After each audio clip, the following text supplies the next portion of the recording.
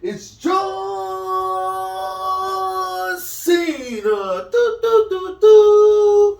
No, anyways, my name's Salim, and welcome to another great speech found here at our beautiful home with our beautiful location. Look, we have a new setup. It's Thanksgiving time. Anyways, welcome back. I want to talk to you guys about careers. Me, I love careers. As a child, I feel like all of us had impractical dreams for what a career could be, right? I wanted to be captain of a spaceship. I had a friend who wanted to be a disc jockey. That's never going to happen, right?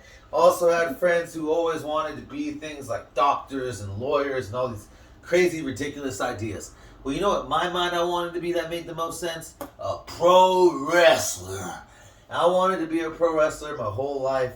And you know, after a while, of course, you grow up. You realize, hey, that makes no damn sense. And you start thinking about real careers that you want to do. But you can never forget the things you learned from your favorite thing you liked as you grew up. And for me, it's wrestling. So today, I'm going to talk about how pro wrestling has given me the skills to want to become a psychologist. We're going to talk about psychology. Anyways, the first thing we're going to speak about is research psychology. Because, of course, in every type of business, every type of government, to be able to figure out your product or your clientele, you want to know research. All right.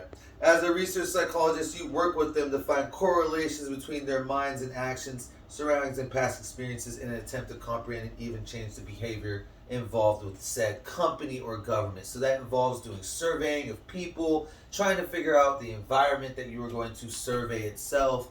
You want to know the group of people that you're testing or trying to figure out who you're going to be working with. As a pro wrestling company, of course, you want to research what you're going to talk about. What are your wrestlers going to be acting as? What are they going to work with? What's going on in the world that they can relate to that can get these people to pop when someone comes out, right? You want to make sure that people can relate and like what they're watching. All right. This includes educational authorities, oil companies, and once again, even wrestling companies. Research psychs, they also study animal behaviors. Even though that sounds like a really unprofessional thing and a sad thing to do, these guys have come up with multitudes of rules and laws in which before they can even study animals. And if it wasn't for the study of animal behavior, we wouldn't be able to make treatments for other things like Alzheimer's or certain cancers or certain rare diseases that would take decades for humans to be able to figure out by testing other humans. So we use animals that are very relative to the human DNA, like monkeys and rats, to make sure that we can try to study them. And once we figure out that it works with them, then we can start human applications, see if it can work. All right. So a wrestler has to be able to read their audience. Of course, when you come out, the audience is either going to like you or they're going to hate you. That's your job. You're not one or the other. You're either being liked or hated. If you're in the middle, you're doing a terrible job because that's going to bring silence. And I don't know about you guys, but I like being a heel. When I come out, I raise my belt up high.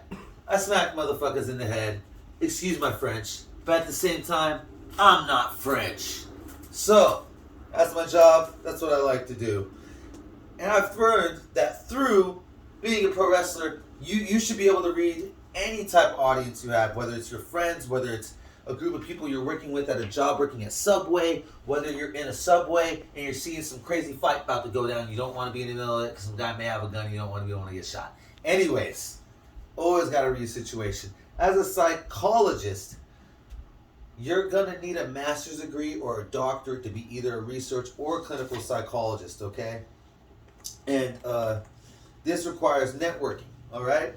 As a clinical psychologist, you're going to have to, that wants their own practice, you're going to want to be able to network. That includes marketing. You're going to want to be able to know, once again, your environment. This includes research, so it all comes together. For you to be able to be a clinical psychologist, which means someone that has their own practice, which means you have your own building, your own customers. You're not relying on a hospital. You're not relying on other people to get it for you. You have to work hard and diligent to be able to find the correct people. You have to broaden your search of who you're trying to work with so that you can get to those people faster rather than widening it out.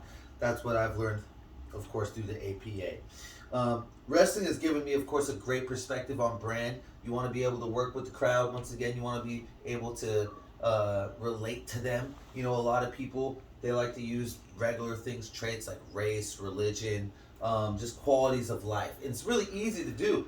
But as a psychologist, it's kind of hard to do because when you have so many psychologists around or when you have very little psychologists around, people can either trust you or not trust you. And a lot of times, it takes a lot to build trust around your community, definitely with psychologists, because you're putting a lot of trust into those people in the first place, all right? One of the best ways as a wrestler and as a psychologist to gain notoriety is volunteering, all right? Volunteering involves working with your community, making sure that you can try to get the best results for your community and to show that you like and care for them, right? Luckily for me last year, I volunteered for about 25 hours with my roommate. He did about 10 hours. And we volunteered at the Tukwila Food Bank. It was pretty awesome. We got to learn a lot about the environment. It was kind of sad to see the people that are coming because they were kind of older. It was not a lot of young people. It was a lot of older folk. And they really liked potatoes. But they were really cool people. And it was just cool to be able to help people that were struggling. They definitely needed the help. One big thing about wrestling promotions that teaches you about this, the WWE has a wrestler by the name of John Cena. He has the #1 wishes through Make-A-Wish. It's a Guinness World Book record for wishes made. I don't know how many wishes he's made, but you probably can't see the number. In conclusion, as said on APA.com, psychologists have the ability to recognize and respond to ethical, legal, regulatory issues as they pertain to the practice of clinical research psychology. I just want to say that I believe that as a clinical psychologist, research psychologist, I can do all of that, and I hope you all can do the same with your dreams as well. Thank you. This is another speech by your champion, and this is the bottom line, because The Rock says so.